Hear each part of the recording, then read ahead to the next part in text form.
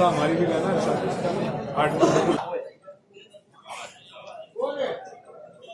होगा धरना होगा, धरना होगा, जीना होगा, मरना होगा, धरना होगा, धरना होगा।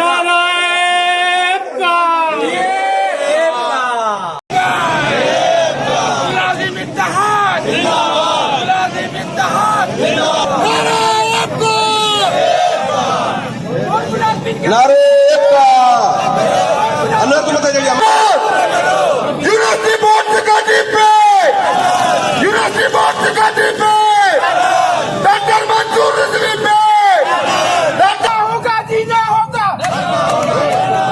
जीना होगा, मरना होगा, जीना होगा, मरना होगा, आज भी होगा, कल भी होगा, जीना होगा, मरना होगा। औज़ु बिल्लाहि मिनश शैतानिर तिलावत कलाम पाक से करेंगे। मैं मुल्ज़म हालत का इज़हार करेंगे। जो तकरीबन 6.5 अरब रुपए बनते हैं वो नालत भेजते हैं। इनको कभी भी टाका डालने नहीं देंगे। अगर मैली ये थे गलत की जा रही है, उनको पाई पाई का मोहताज किया जा रहा है दुश्मनी की। क्योंकि जब भी हम बंद गली में आए हैं अशरफ भाई ने हमारा साथ दिया, तो हम इसमें बाकायदा वापस धरना देंगे और मजबूत भी करेंगे। सारे बोर्ड के चेयरमैनों पर, सारे बोर्ड के चेयरमैनों पर, सारे बोर्ड के चेयरमैनों पर इस बात की गमाजी करता है कि दुश्मन कितना भी अपने आप को जीना होगा, मरना होगा, वोट के बकाया दे, वोट के बकाया दे, वोट की कतले था। इनकी खुद मुख्तारी सलब करने का प्रोग्राम था। ये सन 17 और 18 में शुरू हुआ। तो पता नहीं कौन कौन से चार्ज पे लोगों को रखा गया, जिसमें हम जिनकी तालीम ऐसे उसको इस मसले का ना तो मसले का इदराक है ना उसको हल, तो इन जाहिलों को ना तो मसले का इदराक था।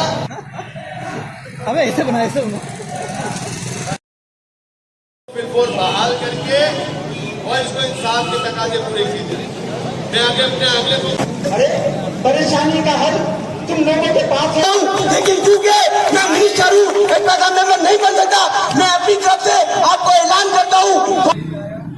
इन इदारों को तबाही की तरफ प्लानिंग के साथ ले जाया जा रहा है।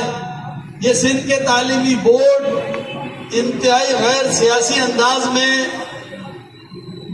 बड़े अच्छे अंदाज में सिंध के तमाम तलबा और तालिबात की खिदमत कर रहे थे और उनके लिए जाने वाले इम्तहानात के रिजल्ट के जरिए उनके मुस्तकबिल को महफूज कर रहे थे।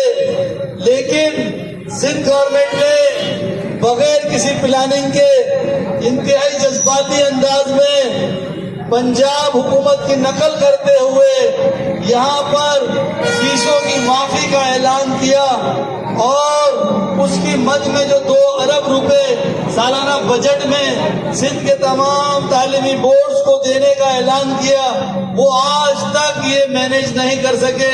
वो 2 अरब आज तक सिंध के तालीमी बोर्ड में मुनसिफाना तकसीम नहीं कर सके।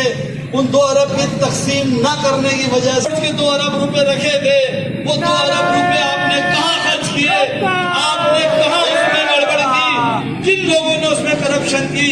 तो जो उनका हक था, जो बोर्डों को मिलना था,